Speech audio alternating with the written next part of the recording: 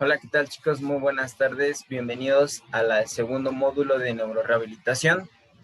Vamos a dar inicio con este segundo módulo en el cual, como ustedes ya se habrán dado cuenta, vamos a hablar sobre diferentes patologías. Sobre todo vamos a estar tocando temas relacionados a lesiones nerviosas periféricas, eventos cerebrovascular, lesiones medulares adquiridas y congénitas. Ahí una última que no recuerdo en estos momentos, pero son temas muy interesantes, son temas que la verdad en una semana pudiéramos no abarcarlos inclusive porque es de bastante estudio, bastante información que se hay que tomar en cuenta. Pero bueno, sin más, vamos a dar inicio primero a las lesiones nerviosas periféricas y antes de que nosotros podamos proceder a adentrarnos un poco más sobre estas lesiones, debemos de conocer cuáles son las propiedades mecánicas de los nervios y debemos de conocer un poco de su anatomía para poder ayudarnos a entender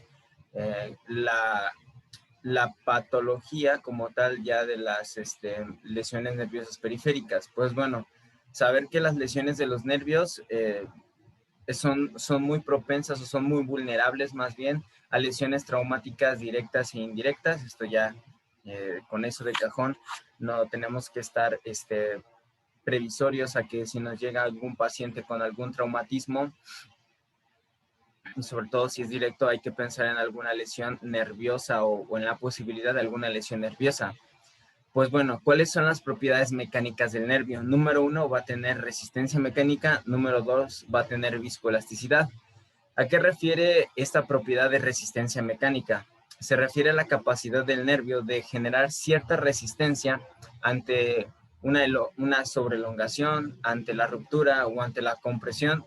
El nervio tiene esta capacidad de deformarse y de resistir estas fuerzas antes de llegar a una ruptura o antes de llegar a alguna lesión. Por ejemplo, vamos a tomar el caso del nervio radial.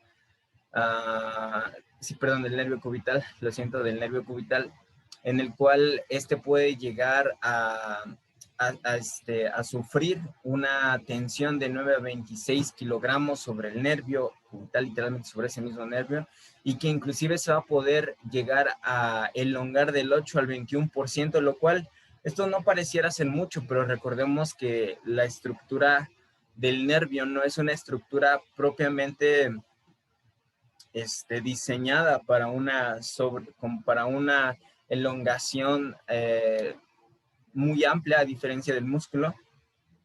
Así que un nervio como el cubital pueda elongarse a esas capacidades quiere decir que es bastante. Nosotros si pudiéramos poder llegar a todavía dimensionar mucho mejor esta situación, supongamos que tenemos aquí al nervio mediano, al nervio cubital, perdón,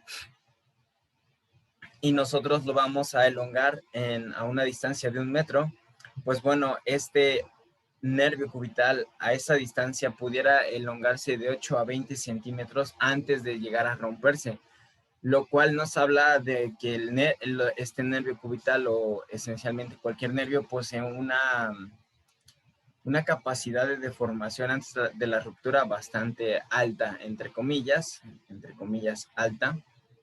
Así que pues bueno, sigamos un poquito hablando sobre la segunda propiedad, que es la viscoelasticidad. Pues bueno, en este caso la viscoelasticidad habla sobre la capacidad del nervio de poder como elongarse y de sufrir alguna deformación y regresar a su cuerpo o a su tensión original. Entonces esto es importante porque el mismo nervio lo voy a poder el mismo nervio va a tener esta capacidad de elongarse, va a tener esta capacidad de poder deformarse sin sufrir alguna alteración, lo cual permite precisamente que yo pueda estar realizando diferentes movimientos sin antes, como había dicho y soy muy reiterativo, sufrir alguna lesión y que incluso el mismo nervio no pierda la función. Ahora, conforme uno va pasando el tiempo, conforme uno va avanzando en cuanto a los años, en cuanto a la edad, pues claramente esta viscoelasticidad se va perdiendo y las estructuras empiezan a envejecer, lo cual estas dos circunstancias pueden favorecer algún síndrome de compresión nerviosa tardía con la edad. Entonces nosotros podemos llegar a mencionar que en el paciente geriátrico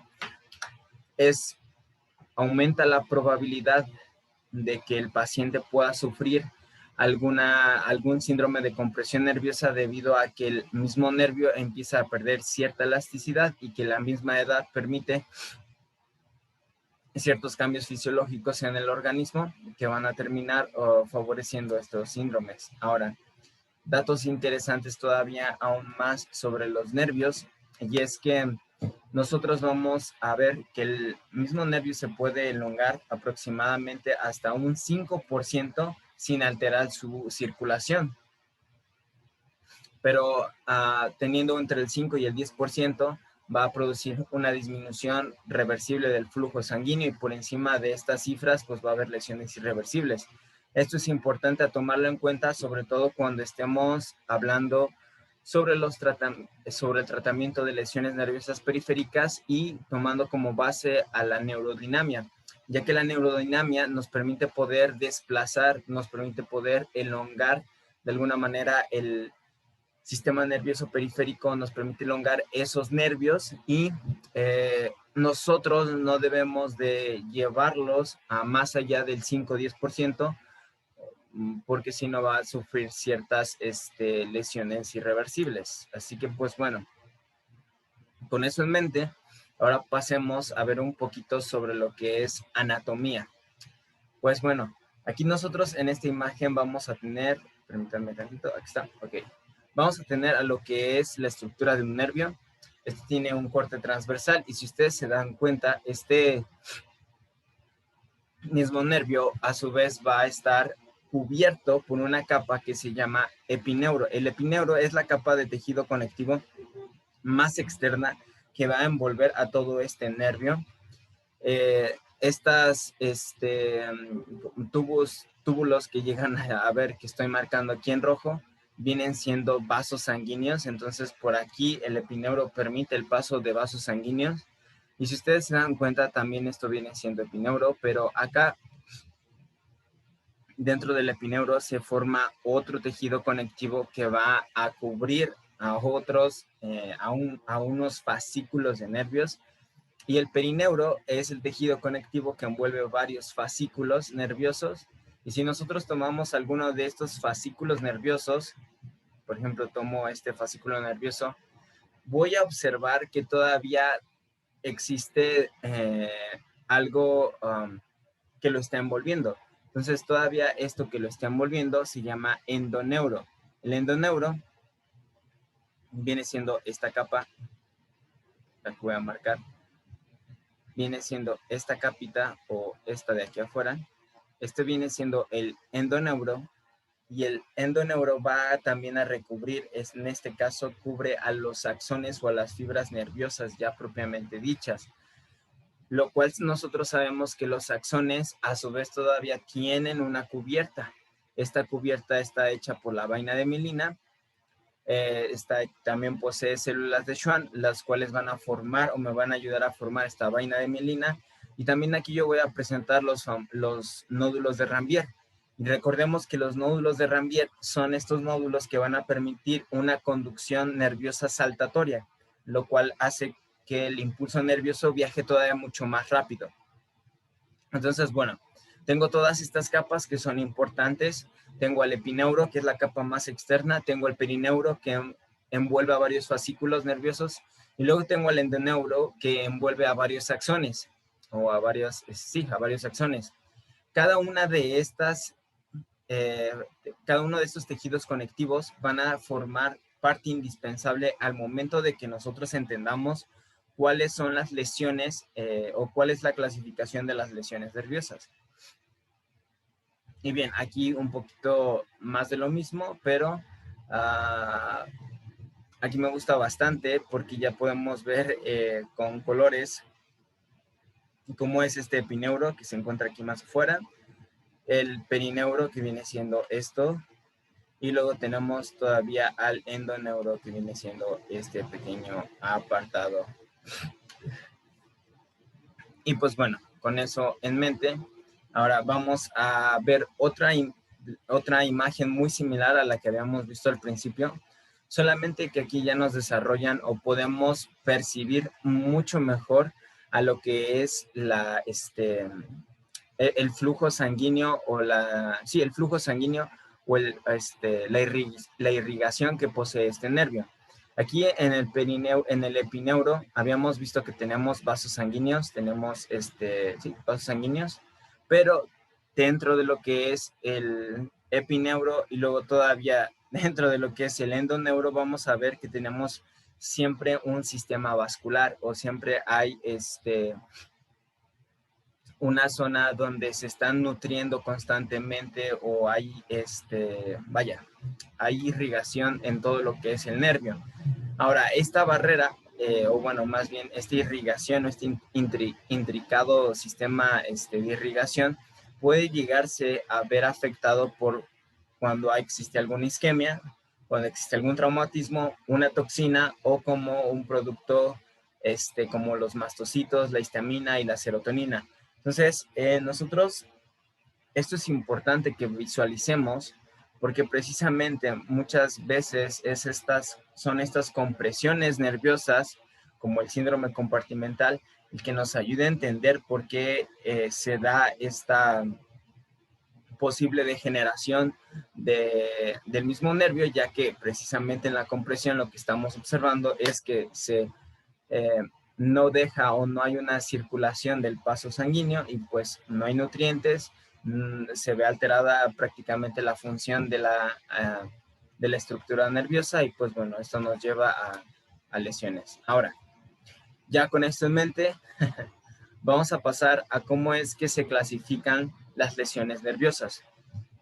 Tradicionalmente tenemos dos clasificaciones hechas por los autores Seddon y el autor Sandler, el autor Sunderland. La verdad, la de Seddon y la de Sunderland contemplan de alguna manera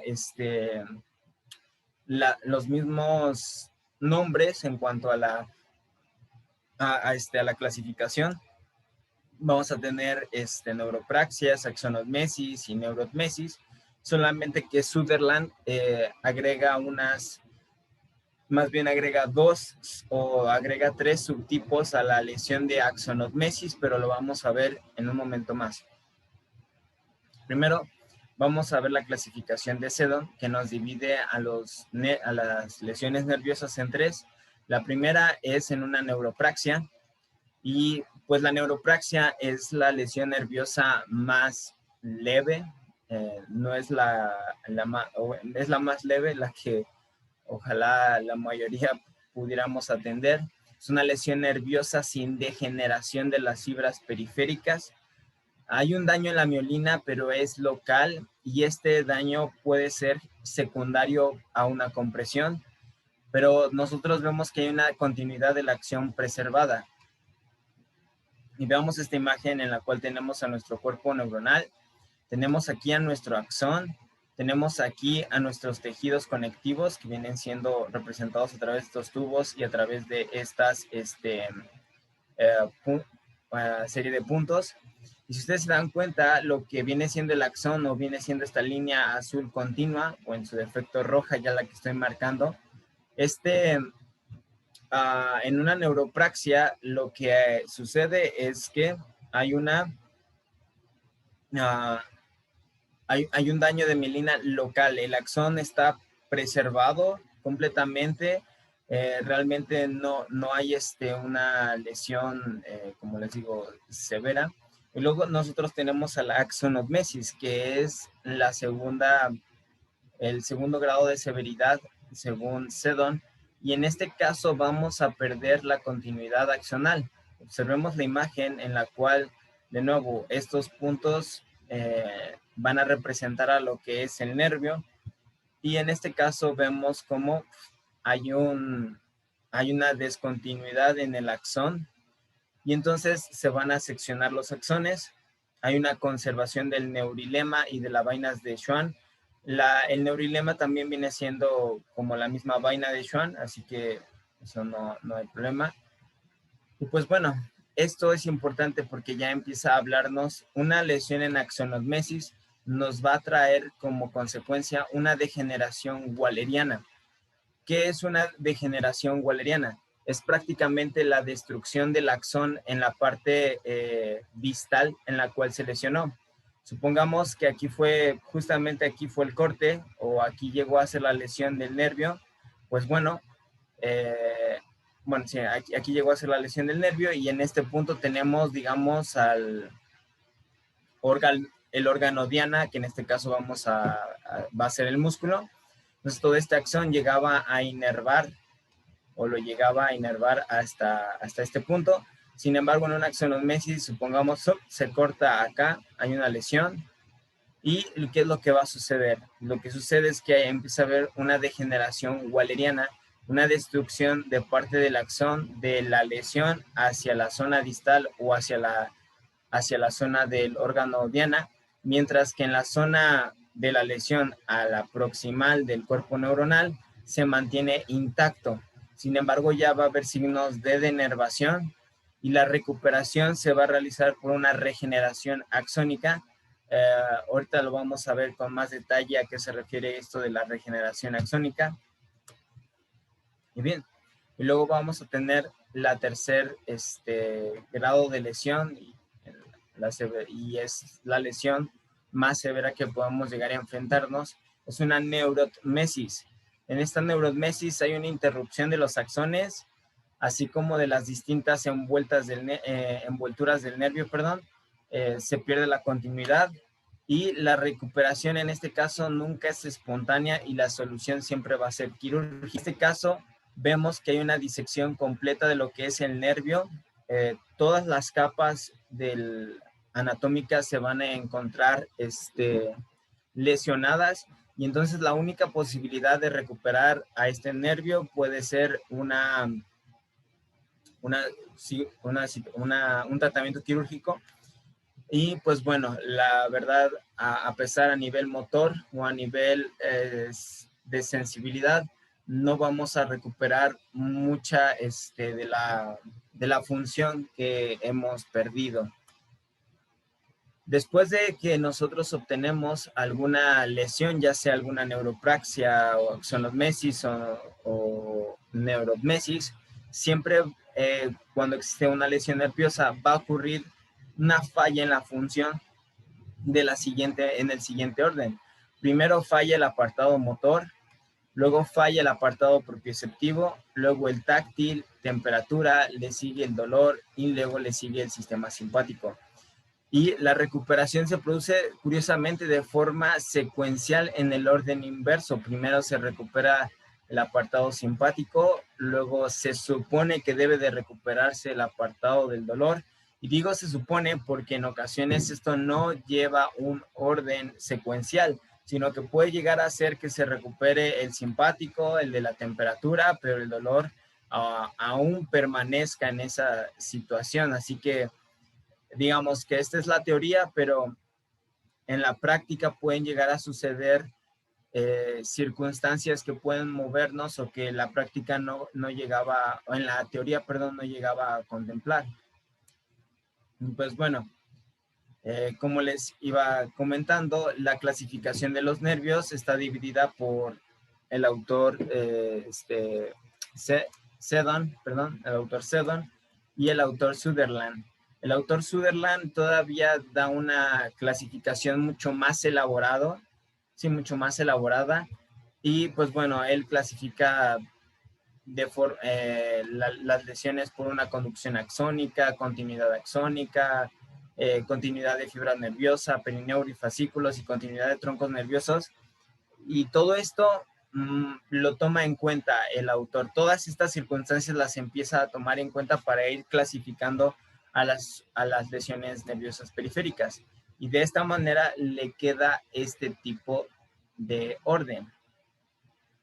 Según Sutherland, una lesión nerviosa periférica tipo 1 correspondería a una neuropraxia según Seddon, y en este caso cuáles son las características fisiopatológicas que voy a observar en esta lesión. Voy a observar un daño localizado en la mielina secundario a la compresión, lo que habíamos visto. Este tipo de lesiones por lo general tienden a recuperarse en semanas y meses, no tardan demasiado. Mientras que la axonomesis, vean cómo es que la Sutherland la subdivide en 3 tipos más. La primera es el tipo 2, y aquí observen, aquí en la lesión tipo 2, según Sutherland, va a haber una pérdida de continuidad de los axones, pero lo que es endoneuro, perineuro y epineuro se encuentran intactos. Y conforme nosotros vamos avanzando en los subtipos de Sutherland, nos va diciendo cuáles son las capas del tejido conectivo o la estructura del nervio que se va afectando. De tal manera que en la tipo 3 se pierde axón, se pierde endoneuro y lo demás, perineuro y epineuro, están conservados. En la 4 se pierde, solamente está conservado el epineuro y lo demás se llega a perder. Y en la neurotmesis, que corresponde al tipo 5 según Sutherland, va a ser una ruptura completa fisiológica de todo el tronco nervioso. Y pues bueno, con esto vamos a ahondar un poquito más en cada una de estos tipos de clasificación del nervio. Pues bueno, el primer grado corresponde a la neuropraxia, en el cual, como les había dicho, son semanas o meses de recuperación. La verdad es que lo que es el axón se mantiene prácticamente intacto, solamente hay un daño local en la mielina, es decir, yo aquí tengo un daño local. O sea, esto se va a ver dañado, pero el axón se encuentra íntegro. En cambio, en el segundo grado, que viene siendo una axonomesis, aquí nosotros vamos a ver que fisiológicamente ya los axones se encuentran rotos. Entonces permítanme tantito. En la neuroplaxia hay una lesión, un daño local en la mielina, ¿ok? Bastante sencillo. Sin embargo, en la lesión 2, lo que es el axón se va a encontrar dañado, que ya hablamos del axón propiamente. Pero el endoneuro, que viene siendo toda esta capa, va a permanecer intacto. Entonces, esto es algo bueno porque le permite dirigirse, cuando se regenera el nervio, se va a dirigir a lo largo de su curso original o va a seguir esa trayectoria original. En este segundo grado yo voy a esperar que mi paciente se recupere de manera funcional, pero la recuperación va a tardar, ¿cuánto? Meses en recuperarse. Luego avanzamos con el tercer grado de lesión, según Sutherland, y en este caso vamos a ver que todo el endoneuro se va a encontrar roto, es decir, toda esta zona que voy a marcar se encuentra rota. Todo esto está roto, ¿ok? Entonces, pues la recuperación va a ser incompleta. Puede ser que haya algún déficit motor o algún déficit sensitivo a lo largo del tiempo, pasando el tiempo. ¿Y esto por qué? O sea, ¿por qué va a ser incompleta la lesión? ¿Por qué va a ser incompleta la recuperación? Es que va a existir una lesión retrógrada, más grave de los cuerpos celulares, va a destruir las neuronas o va a ralentizar la recuperación de la misma recuperación del nervio. Y el endoneuro, sin un endoneuro intacto, se produce fibrosis intrafascicular. Entonces, como no hay un endoneuro digamos, completo, lo que va a empezar el sistema, ahora sí que el cuerpo, para tratar de recuperar esto, va a empezar a generar una fibrosis en todo lo que es el endoneuro. En toda esta parte va a empezar a fibrosar, pero esta misma fibrosis me va a hacer que mi recuperación se vuelva más lenta, va a favorecer cierto tipo de sustancias que al final me van a ayudar a que este nervio no conecte de manera concreta con el órgano diana al cual él quiere o con el receptor diana al cual quiere llegar. Así que esto lo vuelve un poquito más complicado. ¿De qué otra manera afecta el tercer grado, según Sutherland? Pues va a haber retrasos más prolongados hacia los órganos terminales y pueden sufrir cambios que puedan no permitir una recuperación completa. Ahora, ¿a qué nos referimos con órganos terminales? En este caso, cuando nos referimos a órganos terminales, nosotros también nos estamos refiriendo a este apartadito. Permítanme tantito. Acá. Cuando existe una lesión nerviosa, obviamente está esta regeneración axonal, esta regeneración en el cual los axones van a buscar reconectarse con los receptores mecánicos a los cuales estaban unidos. En este caso, supongamos que tengo un síndrome de compresión nerviosa. Entonces, mi axón que estaba conectado al corpúsculo de Pacini o al corpúsculo de Merkel, o así al disco de Merkel, Pacini, a la terminación nerviosa libre, pues se ve roto. Entonces, en la regeneración, el nervio tiene que otra vez a volver a conectarse a esa circunstancia, a ese órgano diana, a ese órgano terminal o a ese receptor. Eso es a lo que hablábamos. Pero como ustedes aquí están viendo en esta diapositiva, uno de los problemas que presenta la reinervación o la regeneración o la recuperación de un nervio es que puede ser que este nervio no contacte con el que anteriormente estaba haciendo contacto.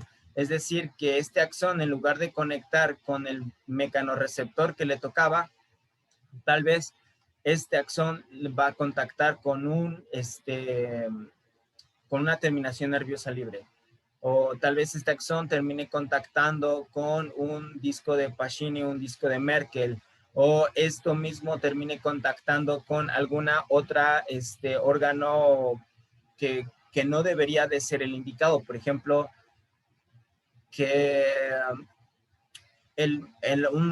que este nervio se vaya a otro músculo, por así decirlo, generando una especie de anastomosis, en el que tal vez cuando el paciente quiera contraer o hacer una flexión de codo, no solamente hace una flexión si el paciente quiere hacer una flexión de muñeca, si el paciente quiere hacer una flexión de muñeca, tal vez si no hubo una recuperación funcional o no hubo una recuperación normal, lo que sucede es que no solamente flexiona la muñeca, sino que ahora también flexiona un poco el codo. Flexiona muñeca y flexiona codo. ¿Por qué? Porque hubo esta reinervación en el cual no hubo una continuidad correcta con el órgano terminal indicado en ese momento. Entonces esto pues va a generarme un problema tremendo en la recuperación de mi paciente. De tal manera que obviamente este tercer grado de axonotmesis depende de la extensión de la lesión, depende de la gravedad de la lesión intrafascicular. O sea, nosotros ya sabemos que es un grado tercero, pero aún así, ¿qué tantos fascículos fueron los que se afectaron? Entonces, esto también va a afectar y va a afectar ahí algunas cosillas que vamos a ver más adelante. Cuarto grado. En el cuarto grado, lo único que se encuentra intacto es el epineuro. Entonces, vemos otra vez en nuestra imagen en donde el neuro está roto, todo esto está roto.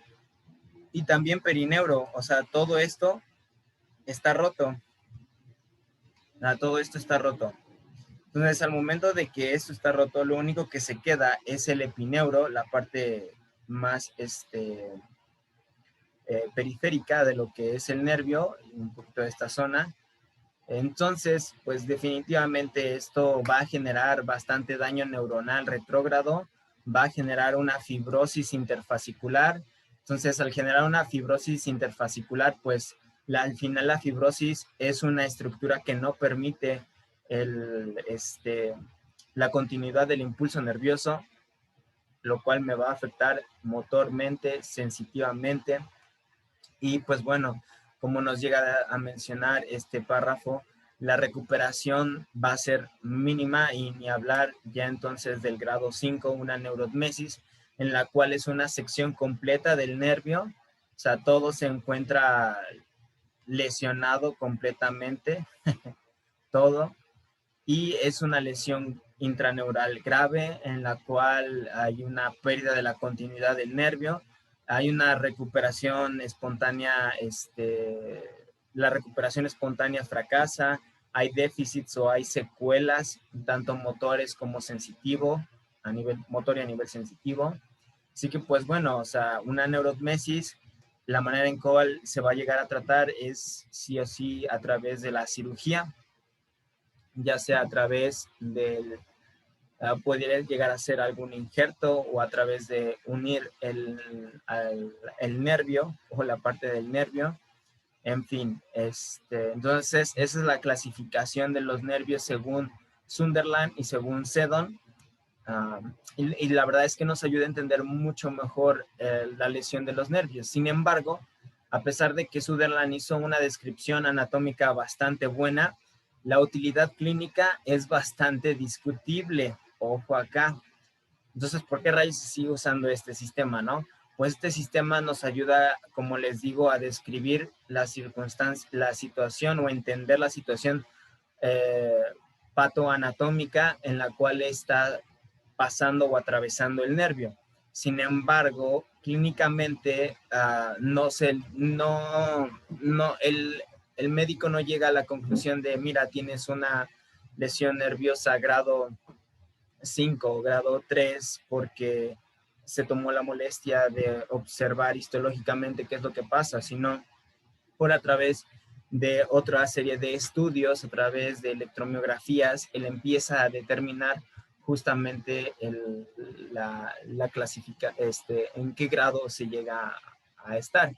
Además de que muchas lesiones que suceden en la práctica clínica no podemos encajonarlas como, mira, es que este paciente tiene una lesión grado 3 y grado 3 o grado 4, sino que pueden darse lesiones nerviosas mixtas, pueden darse lesiones en las cuales yo tenga un paciente con grado 3 en una zona, grado 2 en otra zona, posiblemente se afectó el axón completamente, pero qué tantos axones se afectaron, qué tantos fascículos se afectaron, realmente no se puede clasificar por estas circunstancias a la lesión de los nervios periféricos o encajonarlas en una sola, porque, como les digo, es bastante complejo ya en la realidad. Así que, pues bueno, o sea, realmente aún así nos sigue sirviendo bastante esta clasificación para poder tener una comunicación entre los profesionales de la salud y claramente si un paciente al cual un médico nos lo refiere, definitivamente si él nos dice que es una lesión en neuropraxia, ya sé fisiopatológicamente qué es lo que puede estar sucediendo, ya sé qué es lo que puede estar pasando a nivel anatómico y de esa manera darme una idea sobre cómo puede ser mi tratamiento, ¿no? Así que pues bueno, hasta aquí hemos llegado con el primer video sobre clasificación de las lesiones nerviosas y bueno, lesiones nerviosas periféricas. En el siguiente video vamos a hablar un poquito sobre la fisiología, degeneración y regeneración nerviosa, en qué consisten y porque es importante el que nosotros podamos entender cada una de estas situaciones. Así que pues bueno, sin más, nos vemos en el próximo video.